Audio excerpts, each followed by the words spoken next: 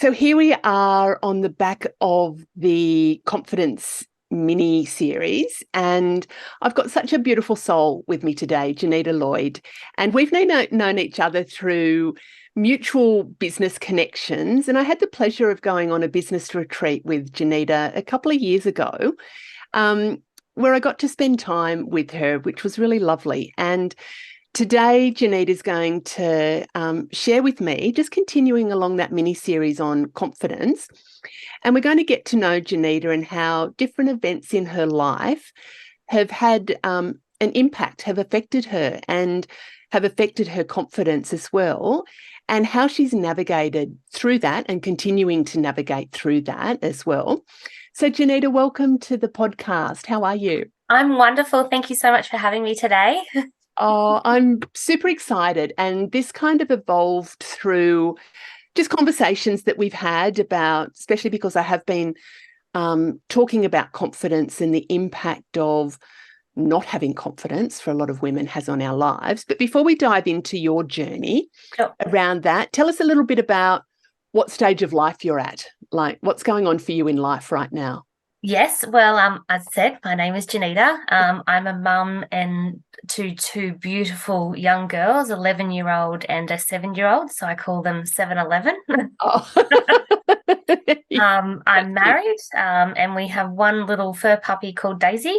We have 3 chickens called Goldie, Whitey, and Brownie, and you can imagine that that's actually their colours. And we have 2 guinea pigs and a bird aviary. So apart from all the kids and the animals, I run my own business. I do part-time work for someone else as well, and I attempt to be a good mum and a good wife and, all the many hats.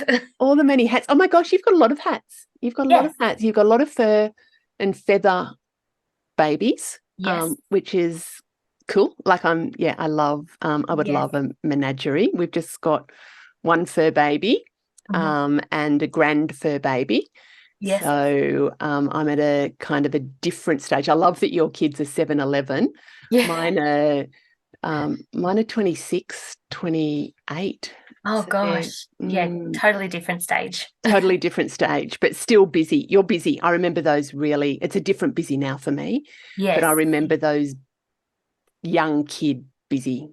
stages. And we were just chatting off air about what we got up to on the weekend. And you did about a squillion things, didn't you, with sports drop-offs? Yes, absolutely. Every weekend. Every weekend. Do you know, it goes too quickly. So enjoy Oh, those. it does. Enjoy And all I'm those. very mindful of that. Like I say to the kids, like my eldest still wants me to dry her after the shower.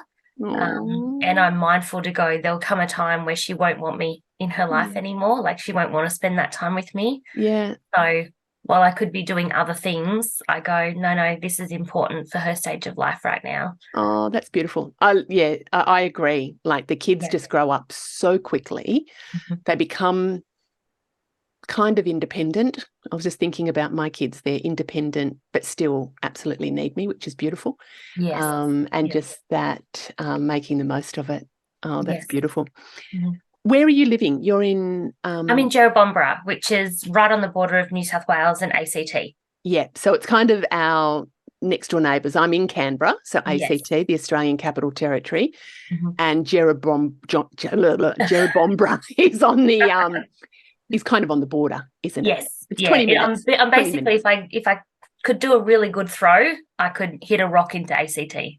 Yes. We popped out to your place the other day, and it was 20 minutes from our one side of Canberra to Everything in north. Canberra is 20 minutes.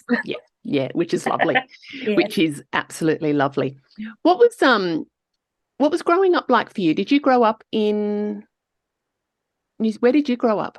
I grew up in Murwillumbah, which Oh, is a little country town on the border of New South Wales and Queensland. So it's about 20 minutes south of Coolangatta on the yeah, Gold Coast. yeah. Nothing to brag about, very small country town. No matter what you did, everybody knew about it within 5 minutes. Yeah, I grew up in one of those country towns as well. Yes, yeah. Yes. So just my mum, my dad, and my sister. So just, 2 Yeah, adults, 2 children, and just no frills, yeah, just a real hardworking yeah. like probably lower class family, I guess you could say. Sounds wholesome. It sounds like a wholesome family, was it? Yes, Yeah. yeah. We were, we did sports, so that was our thing. Yeah. I was a golfer, so I was actually a very good golfer. Yeah.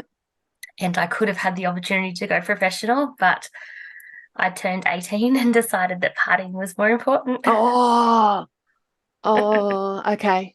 Wow. How do you feel about that now? I feel fine about it. Yeah, yeah. Yeah. It was an opportunity that I could have had. However, I went if, my heart and soul wasn't in it. Yeah. And I play golf maybe once a year now with my dad at Christmas. Oh, do you? Isn't it interesting how our life path kind of leads us to certain points, and sometimes it's almost like that, that movie Sliding Doors. Yes. That if we go down through one door, life Yes. could lead us one way, and you chose not to. So I know a lot of people live in that what if only I had done it. You know what? You didn't. We'll talk about Yeah. what happened with me Yeah. Yeah. further down the track, but one of my surgeons actually said to me that same thing like 5 months after the process. He said, what do you think if we'd had done this course of action instead of this? And I'm like, I can't even think about it, because no matter what I think, we can't go back to that moment. Yeah. So why would I torture myself in doing the what ifs? Yeah. It's a pointless exercise, both physically and emotionally. Yeah, I agree. We're going to dip there in a minute. Yes. How did you get to, if you were living in Murwillumbah, you turned 18, so from being very sporty, golf, on that cusp of being a professional golfer. Yes. And choosing not to, what led you to be here, to living where you are now? So I finished school and didn't know what I wanted to do at uni.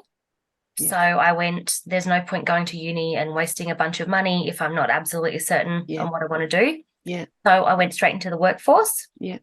I moved up to the Gold Coast because I got a job further up on the Gold Coast. Yeah. And then I met my now husband. Yeah. In that job. And then he became very successful in the business. We got married. We had our first daughter. And then the business that we were in, the owner decided to change businesses. So he sold his successful business and created another one. Oh, okay. And that just wasn't my husband's passion. My husband had been in the industry for like 20 years. Yeah. And went, can't teach an old dog new tricks. Yeah. So then he got headhunted and we had an opportunity to come down to Canberra. Oh, nice. And we were only coming down for 3 years. And how many years ago was that? 11. Yes, they're famous. Like, there's a few famous last words there that I hear about,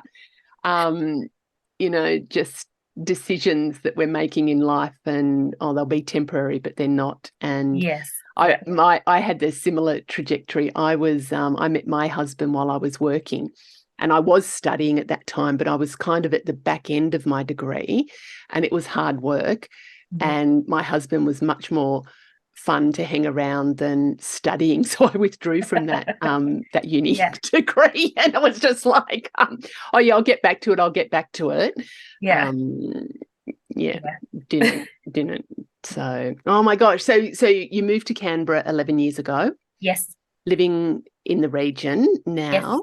Yes. Mm-hmm. And running your own business, busy wife, busy mum.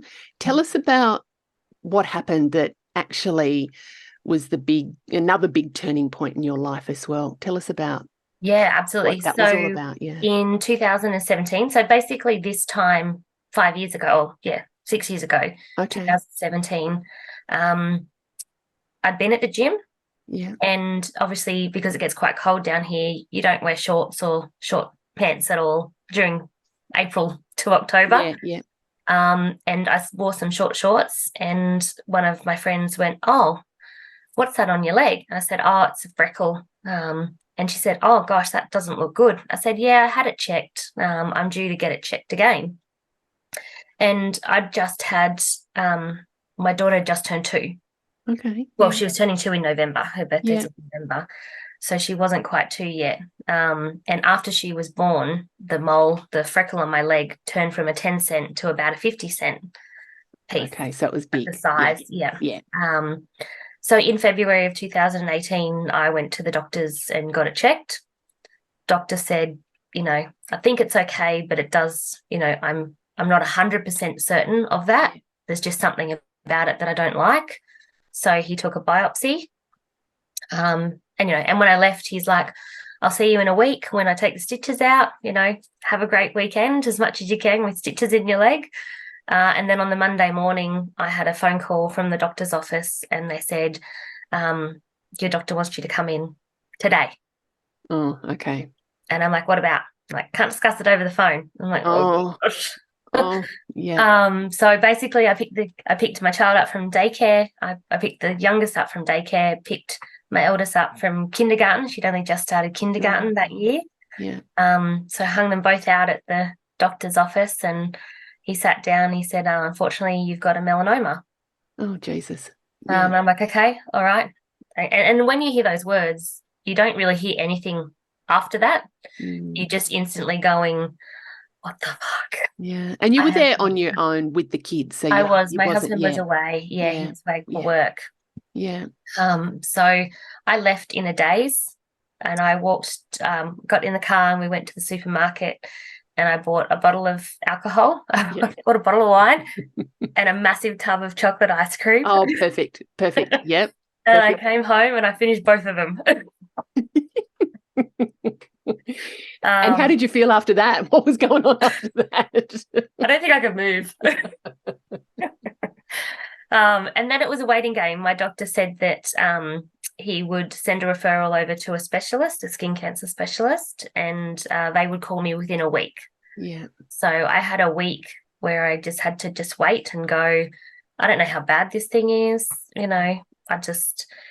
I got cancer all over my body? Is it spreading? Am I going to make it through the year? It's interesting, isn't it? I haven't been in that situation. I know a lot of girlfriends, people I know have, and that waiting, that kind of like that, the almost like that initial, what do you call it? Diagnosis, initial diagnosis, and then that like, holy shit, what, that numbness that you went through. Yes. Very, very common. But then that waiting game of, oh my God, what if, what could be. Yeah. Did you catastrophize? What did you remember what you went through then in that waiting game? Oh yeah, I was just like, well, like how far is it spreading my body? Yeah. Melanomas, obviously, people die from melanoma. Yes, and quite quickly too. Yeah. Yes, yeah. So I basically had a biopsy. 3 days later, got told I've got melanoma, and then get told to wait a week before a specialist can call me back.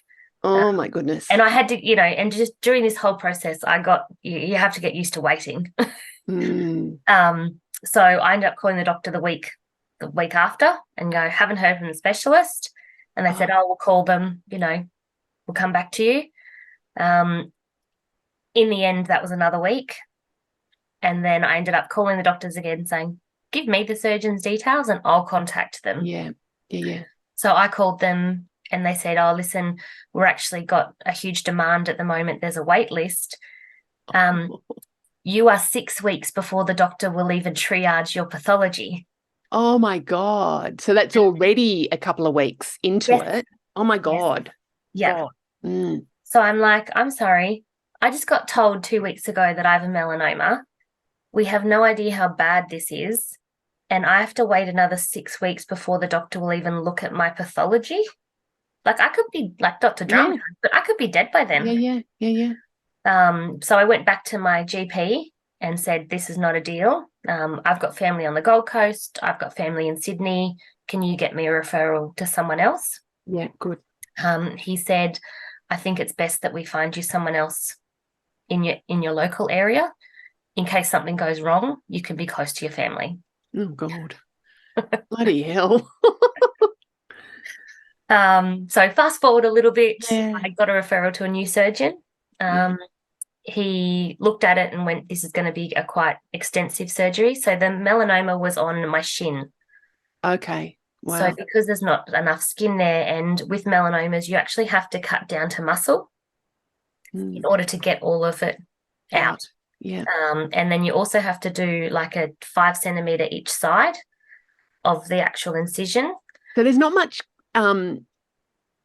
fat muscle on your shin, is there? No. So what they did, it's called a flap. So the way I describe it is think of a cupcake. Yeah. And you're going to cut the top of the cupcake off. Yeah. You're going to put it on the side. You're going to scoop the middle part of the cupcake out and then bring the top of it and sew it back on. Yeah. So I had over 80 stitches on my right leg on my shin area. Bloody hell. Can I ask? I've been bitten by a shark. Yeah. Janita, can I ask how old you are? Yeah, I'm 42. 42. So this was 38. 6 years, 38. Yeah. And did you do lots of sunbaking as a kid? No, I played golf. With Shorty? Yes. Like, would your legs be exposed? Yes. Yeah. So my mum had skin cancers on her face when we were little. Yeah. And I can remember her coming home from surgery and it just having stitches all over her face. Wow. So I've always been, you put sunscreen on your face. You put sunscreen on your face. And I know that the podcast goes out around the world. In Australia, we're pretty, I'd like to think that we're pretty educated around that now. I'm 57. Growing up, we were not. And we did lots of sunbaking. And I still do. Not just blatantly sunbake, but I love being out in the sun, but always sunscreen and always having checkups. So that's quite I wonder, through my mind, I think it's fairly common in Australia. Melanoma has very much been in the public eye. It is one of Australia is the highest, the country with the highest rate of melanomas. Yeah. So 38, so you had your cupcake scooped out of your leg, 80 shark bite stitches. Yes. Holy shit. And then so how long was that after? So you got a local surgeon? Yes. Yeah. And so then you did your recovery? So from when I had my biopsy was the 16th of February. Yeah. And I went into surgery on the 30th of March. Oh, okay. So that's a month. That's not too bad, is it? Weeks, yes. Yeah. Wow. But it could have been so much longer. Gosh. Yes. Gosh. So it gets worse. Oh, okay. Yeah. Dun, dun, dun. Yeah. Tell us. So what ends up happening is the anaesthetist comes and visits me after my surgery. And I don't know about you, but I've never heard anyone say the anaesthetist comes and visits them after a surgery. No. And he came in and he said, that is the most intense surgery I've ever been a part of. I wanted to come back and see for myself that you were okay. Oh, Jesus. Oh, I've just got goosebumps with that. Yes. So I had my mum. I was very lucky to have my mum here. And I was pushing the pain button. Now, I don't remember this, but recalls this. She tells me about it. And she goes, you were just constantly pressing the pain button going, this thing is broken. This thing is broken. Because you couldn't get enough pain relief. I couldn't get enough pain relief. No. So I was meant to be discharged the next day after my surgery. Yeah. But they weren't happy with how I was traveling. So they kept me in for the next day. I then had a physiotherapist come in and want me to walk. Oh. And I actually couldn't put any pressure on my foot. And they were just constantly going, you need to be able to go home. You need to put pressure on your foot. You know, I didn't have stairs. I've got one stair. Yeah. One step in our house. And so we left. I got discharged. I came home. And now this was over Easter. Oh, geez. Yes. And with little babies at home, young ones. Yeah. So a 6-year-old and a 2-year-old. So she'd only just been to a couple of months. So she was still in a cot. So I was on crutches because I obviously couldn't walk. 2 weeks after that, so I'd been seeing the doctors and we weren't happy with how it was looking. Oh, I'm forgetting a major step there. A week after my surgery, I go back to the surgeon to check on it. And you can see that as part of my leg, part of it is dying. Oh, yeah. So if my, I'll use this piece of paper. Yeah. If this part is can you see that? No. Oh, yeah. Yeah. The This part cupcake. is the part where my leg has been cut Yeah. and then sewn back on. This section here starts to die. So that's the inside-y bit for those that are listening. So there's That's on the top part of my leg. So on the top part of the cupcake. Yes. Yep. Yeah. So what the surgeon does is he then cuts that dead pit out in his office. Oh, really? Yeah. I am screaming. My husband God. doesn't know what to do. I am screaming. Jesus. Okay. Then a week later, I miss my appointment because he's sick. The surgeon is sick or away. So I missed that appointment. That Friday night, my husband, and I'm sleeping on the lounge because my leg needs to be elevated. Yeah. So I'm on crutches. I'm on super strong painkillers. My husband stays up late. Like my husband goes to bed at 8:30, 9 o'clock every night. Righto. So anything later than that is really abnormal. I'd taken my pain relief medication for the night in order to get me through the night time. And he was up watching a show. And it's about 11 o'clock and he's going to bed. I'm already asleep. Yeah. And he walks past me because I'm on the lounge and he pats my head. And then he wakes me up going, "You're really hot. I need to take your temperature." So he gets the thermometer. He takes my temperature. I'm 41.5 degrees. God. We call my neighbour. He goes, "Janita needs to go to the hospital. I've got the 2 kids. I can't leave the 2 kids here." So she takes me to hospital. I'm there for less than half an hour and all of the hospital staff are in a panic. I have sepsis. Oh, God. Oh, my God. The melanoma didn't kill me, but the sepsis might. Sepsis. And you hear that a lot, though, don't you? That it's not the primary, it's the secondary thing that comes in. Oh, my God, so Janita. They're wheeling me from the emergency through to, I don't know what you call it. I've now been, what do they call that? Intensive care. I've now been admitted, yeah. And they're wheeling me through this long corridor. It felt like an eternity. Yeah. And all along the corridor is sepsis kills. Oh my gosh. What the hell is going on? Yeah. So fast forward, I stay in hospital for 2 days at Queanbeyan Hospital. Gosh, yeah. And then I finally get a discharge and transfer across to Canberra Hospital. Yeah. I have a massive issue with one of the doctors at Canberra Hospital. He tells the nurse that I should be, because I'm stable, even though I've been on, 3 courses of antibiotics intravenously on the drip for 2 days straight. He says that I'm stable and I'm taking up a vital bed. Oh, and to release you.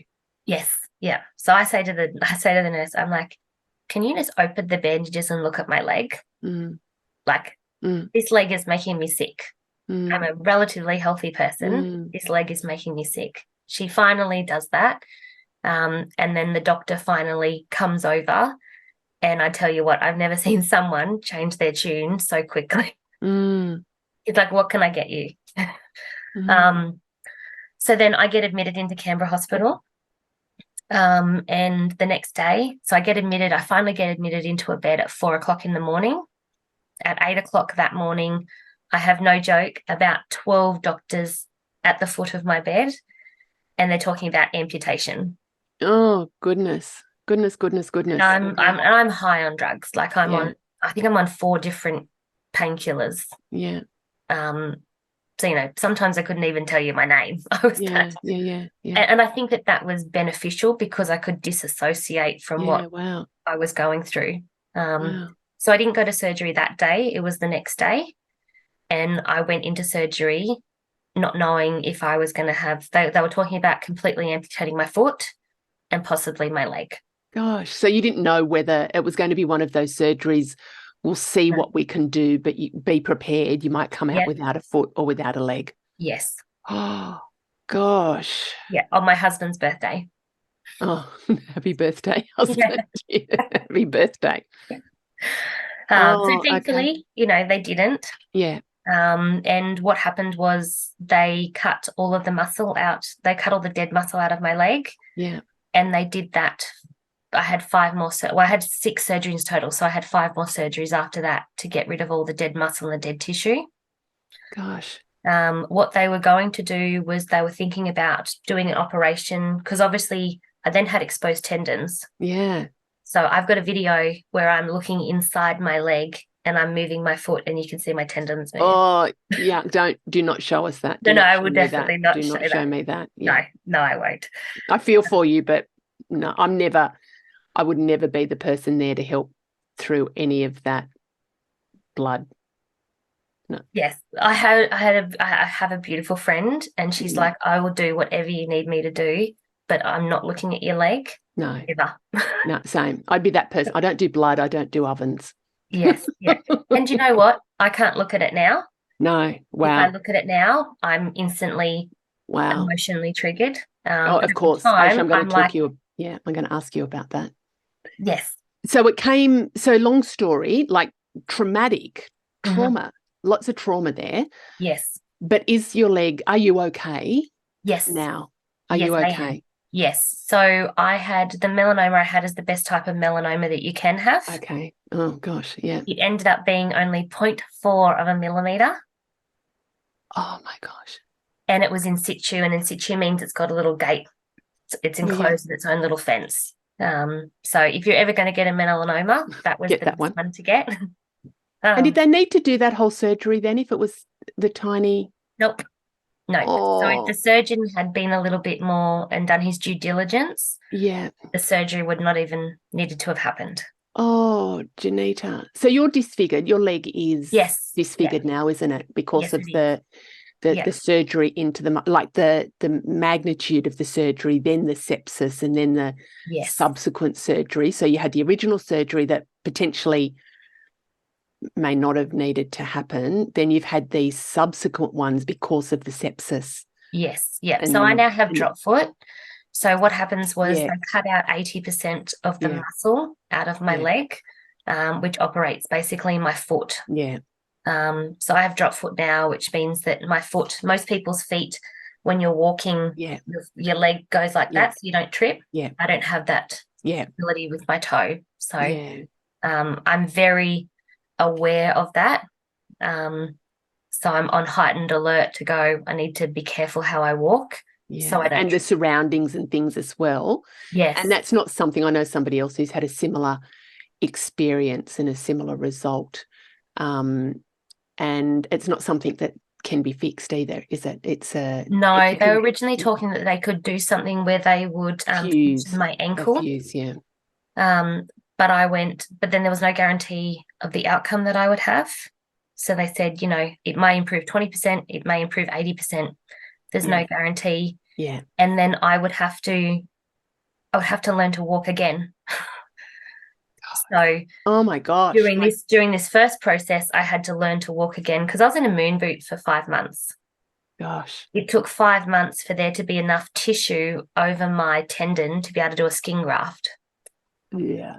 So I was in a moon boot for 5 months and then had the skin graft surgery and then had to wait the 6 weeks to then start physio. And I couldn't move my foot. So this goes on then for like quite some time, doesn't it? 5 months and then you physio and then are you still in rehabilitation or are you back to your version of normal now? I've been doing my own thing, but I recently went to the doctor because I said my hip is just, I can't sleep. I'm in so much pain. And he said, you need to get back into physio. That is the key. Okay. Yeah. Resolving that pain issue. And how's this affected? How does this, and I'm asking you the question, how does this all impacted with your confidence and you being you? Oh, it's. I know it's an obvious question. Yes. Probably obvious, but I'd like to hear it from you. What is the impact on your confidence around this life-altering experience? It's huge. It is absolutely huge. And every summer, as the weather warms up again, I'm triggered again because, you can't wear pants forever. Yeah. particularly down here where we go from cold to really hot. Yeah. Every time we get hot, I'm like, oh God, I'm going to wear shorts. I'm going to wear a skirt. People are going to look. Yeah. And it's not, we don't mean to. No. People don't mean to stare when people are different. But it's actually just in our human nature to see what's not normal and look at it. Yeah. I had some kids, this is last year, but my daughter's friends were like, oh my gosh, look at your leg. That looks terrible. Mm. Now they're kids. They don't mean anything by it. And does that trigger you though? Do you get triggered by that? The kids not so much. Yeah. It's more the adults really. It's interesting, Janita, when I've been doing the mini series on confidence, and there was one of the episodes around body confidence, and I was sharing my experiences about weight and having this challenge with not liking the weight and not liking myself visually there. And I dipped in a little bit about disabilities and different visions of bodies. But here we have a physical something that's happened to your body. It's been quite a traumatic experience, but it's left you scarred. Yeah. And it's about it affects different people in different ways and different things. Like our trigger for those that are triggered can be different things. It's not just about weight. Often when we hear body confidence, we go, oh, it's about, big versus little, but it can be body confidence around as a result of something that's happened in your life. Yeah. I had acne as a teenager. Yes. And I thought that people didn't like me because I was ugly. Yeah. So Same. for so long of my life, I was like, no one's allowed to see me without makeup because they won't like me anymore. Yeah. Same. I had very bad acne, and it's about that feeling ugly. Yeah. In my skin. Yeah. Feeling ugly. Yes. In my skin. And then the stories that I would tell myself around that. So were you telling yourself stories around this, around your experience with your leg? Yeah. So my GP actually, and God love him because he was quite forceful, but he wanted me to see a psychologist. Yeah. And I'm like, no, I'm fine. Yeah. Like, you're not fine. I'm like, I'm fine. And he clearly could see that I wasn't going to initiate that process. So he went and found me a psychologist that was an exercise sports psychologist. Perfect. And his specialty was around athletes who had an injury and overcoming that mental state to get back to their prime. Love it. And he actually he called and said, Janita, I've got your appointment with blah, blah, blah. It's on this day. Do you need me to get a car to come and pick you up and take you? Oh, okay. Meaning you need to go. Yes. Yeah. I'm like, no, Ryan will be home. I'll make it happen. Ryan's my husband. Yeah. I'm like, no, I'll make it happen. And honestly, I joke going, this is the easiest $150 you ever earned, because like for 55 minutes, I just sat there and cried. I couldn't even talk. Yeah. Because when you're particularly when you're a mum, but when you're a parent and a wife, you want to stay strong for everybody. Yeah. So it's very difficult to have a meltdown. When you're the strong one. Yeah, particularly in your home. Mm. So for me, I think I was very lucky that my doctor did force me, because literally that was my safe place where I could cry. Yeah. And it was also the place where I could ask, stupid questions and play stupid blame games. So I can remember at one point going, this surgeon did this because I'm a bad person. Yeah. And it's like, well, why do you think you're a bad person? I'm like, well, this happened in my career and a lot of people got hurt. So this is karma. Yeah, interesting. Like something bad because something bad happened to me, it was because I did something wrong.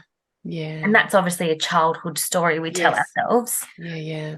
But that was very, there was a lot of series of questions that I went through you know, and I got to I wanted to blame the surgeon. Yeah. Which, you know, theoretically is the correct thing I to do. would, yeah, I was going to say, yes. I went in fine and you Yes. stuffed me up. Yeah, yeah. However, at the end of the day, the surgeon didn't wake up going, I'm going to screw this girl's life up. And I got to the point where I went, so here's a surgeon. Yeah. If I was a athlete and I tried to do a new exercise and it didn't work, well, then it would be all right. Yeah. This surgeon did a surgery that he probably shouldn't have done, and it just had really big consequences. Wow. So then I went, it's not his fault, because actually he's going through it as well. He has to wake up every day going, I really wrecked this woman's life. Yeah. Yeah. How do you gosh, there's so much I'm going to come back to that. Sure. But what I just want to dip back into, I love how your doctor could recognize within you that you needed some support that potentially you within yourself didn't recognize at that stage. Yes. So that's great to have good support around you. And I love that your doctor recommended a sports psychologist about overcoming injury. And so if you think about you being on your golf trajectory, sports is a big part of your life. Yes. To me, that sounds like a really good match of a psychologist for you, because there's not, support is different. Like, we have different coaches for different things. We have different psychologists and therapists. I think that's awesome that your doctor was able to identify somebody that was going to potentially align with where you're at in life and be able to help you. Yes. Bawling our eyes out is often the most important thing that we need to do to be able to release and let go. And when we can get through that release and let go, then we can sort of move through the next phases of the change process. And I really want to dive in for you to get to that state of, I would say, forgiveness.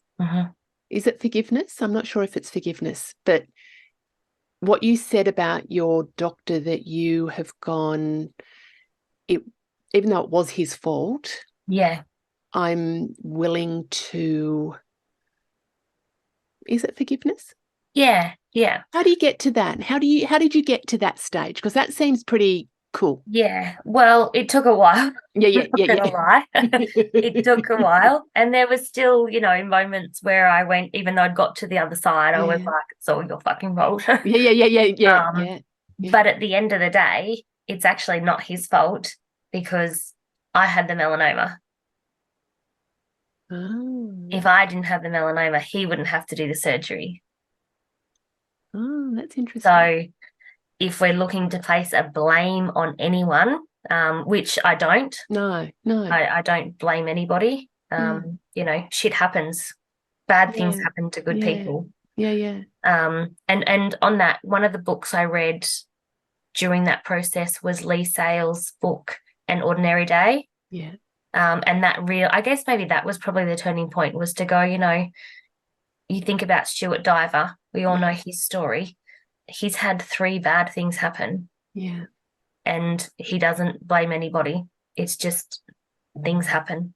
Actually, for those of you that are not Australian and listening to it, Stuart Diver he's a prominent Australian who was buried in an avalanche. Was it an avalanche? It was. Yeah. And his wife passed away. He remarried, didn't he? And then his second wife passed away. That's right? correct. Yes. Yeah.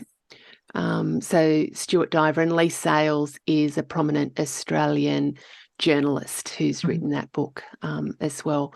So did that help you to shift your perspective? Yeah, absolutely. Yeah. Absolutely. And just to know that, and I guess this is where the confidence comes into it, is to go, it's not my fault. Yeah. Yay. Because I think a lot of the stuff with your psychologist probably helped you, and the other bits, I don't think it's ever just down to one thing you do, but it's a culmination.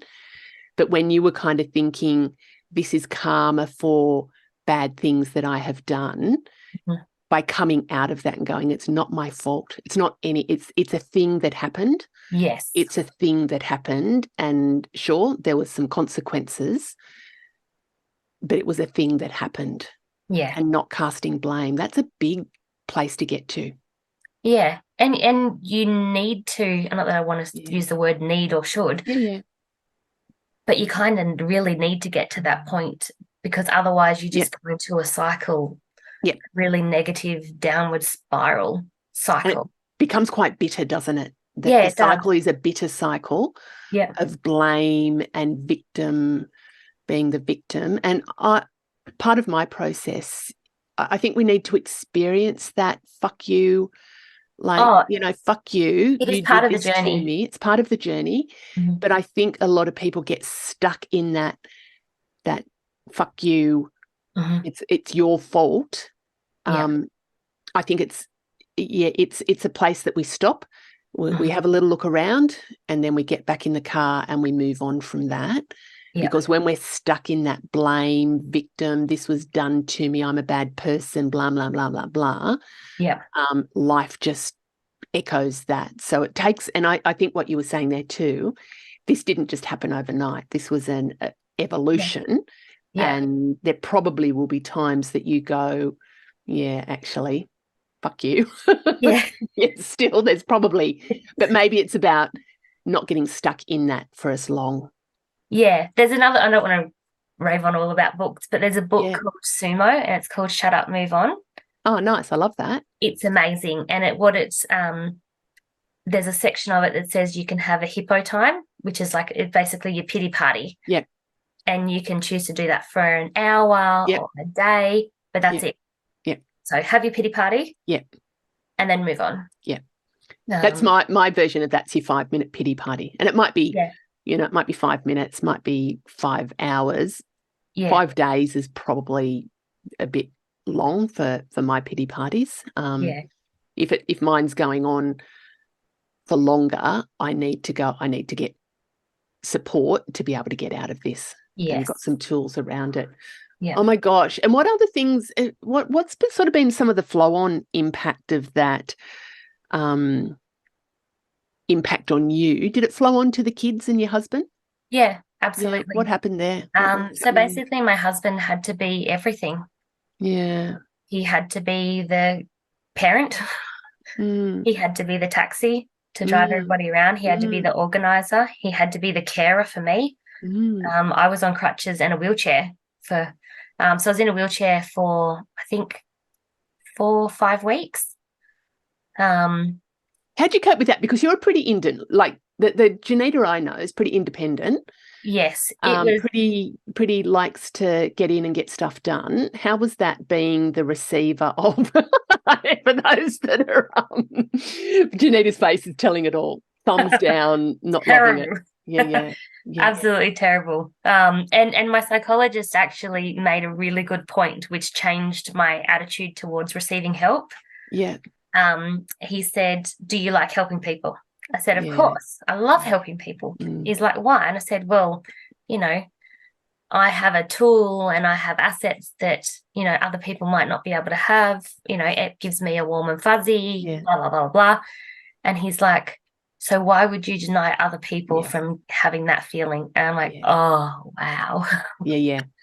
Actually, I've heard that before, that when we are denying help, and especially the people who deny help are often the ones that are very good at giving help, and the caregivers, but putting that different spin on it, that why are we doing it? Because we want to be able to support and be there and, get the warm fuzzies, and we're denying others that same experience by knocking it back. So that's, Yeah. So after that session, I was like, whoever offers me help, I'm just taking it up. Yeah, just going to take that up. That's cool. That's very good. I think that would be a good thing for people listening, because I know a lot of women who listen find that tricky to receive.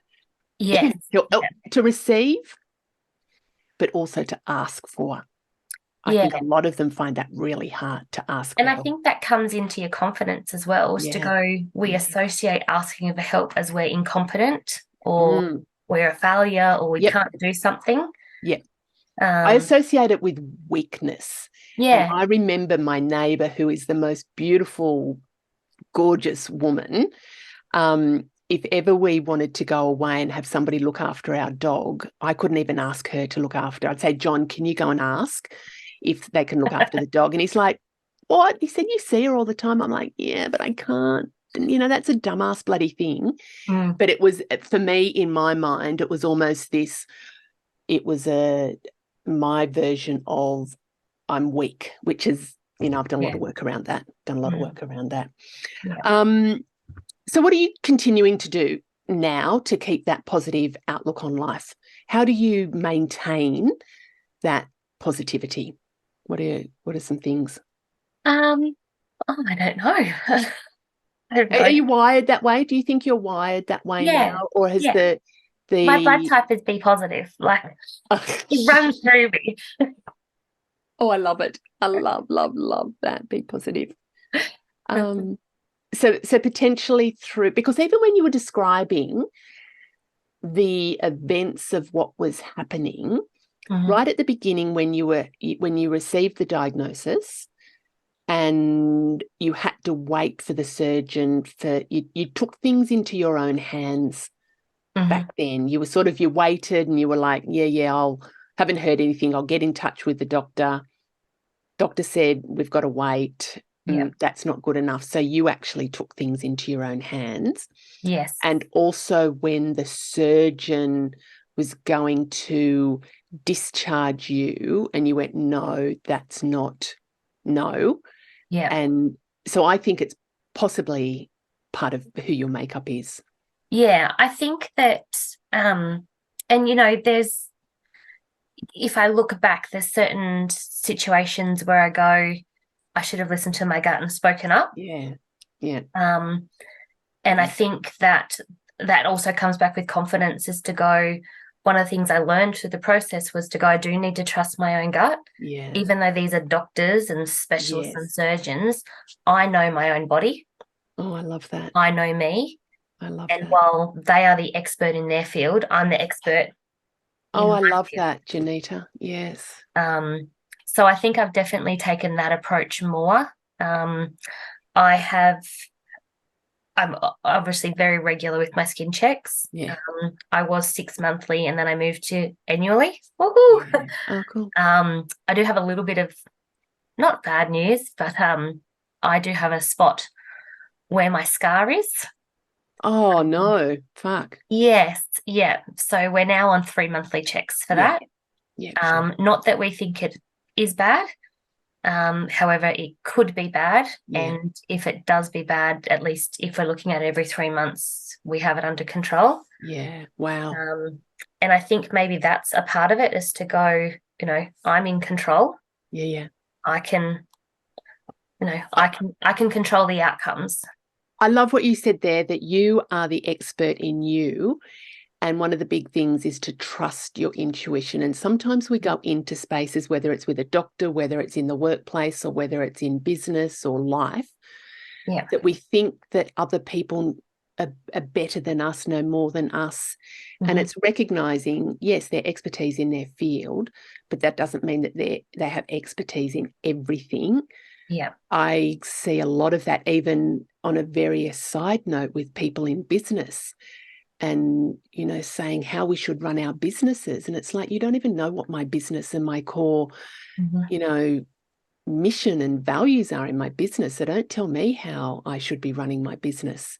Yeah. And it's the same thing. Like, don't tell you how you should be running your life. Yes. And looking after yourself. Oh, gosh, so much. Any last little pearls of wisdom before we jump off? We say in this household, it is what it is, and you get what you get and you don't get upset. And that primarily comes with food. You get what you get, you don't get upset. But I think that can relate to life as well, is to go, if you don't like what you're getting, you can change it.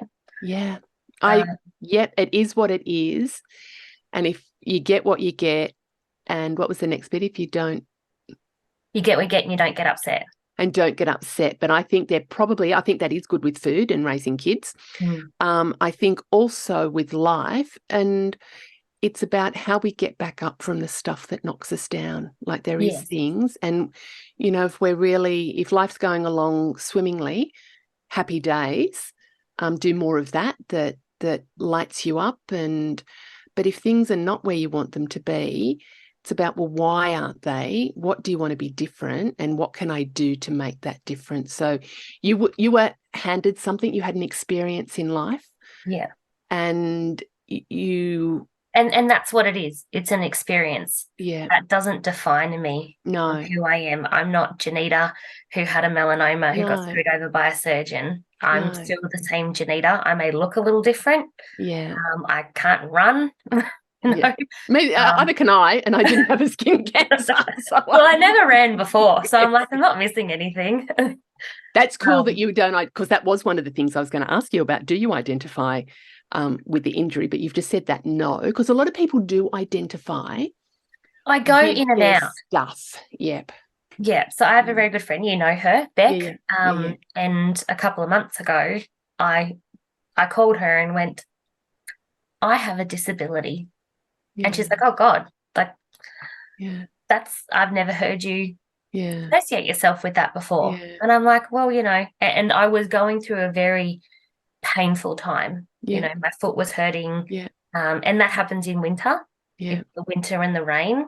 My shin completely hurts. And because I was trying to do too much, I wasn't walking properly. So then I was putting my hip out. And I just got to that point where I couldn't see out and I needed to identify somewhere because I couldn't identify with my normal self. Yeah. And so my normal self as being strong and positive and independent, and I wasn't being those things. And, during the process, I had a disability sticker in the car. Yeah. And on several occasions, we had people come up to the car because obviously we were quite young. I had several people come up to the car as if to abuse us for question you. Oh my God, you're kidding. Park. You're kidding. And that was after a while, I said to Ryan, and actually he was away, so I had my family here, and I would go, don't park in the disabled spot. I emotionally can't handle it. Oh, you're kidding. No, because, I was already had that lack of confidence to go, I'm a young woman, I'm a mum, I had to get people to come and stay with us. My husband had a trip away and I had to get my mum to come, my mother-in-law to come, my sister to come, because my daughter was in a cot and I was in a wheelchair and couldn't get her in and out of a cot. And it's about accepting that support, isn't it? But also how, oh my God, I need to already judge, but people judging, that is just not. I've seen that a lot where people, anyway, that's so a lot of the mindset stuff, isn't it? There was the physical rehabilitation, but there's that mindset rehabilitation, and it's about that ongoing. When I said to you before, how do you remain positive? It's that ongoing. And also having support around you when you're not feeling great. Because I think if we think, I think it's just unrealistic that we are happy and bubbly and roses and unicorns all the time. Yeah.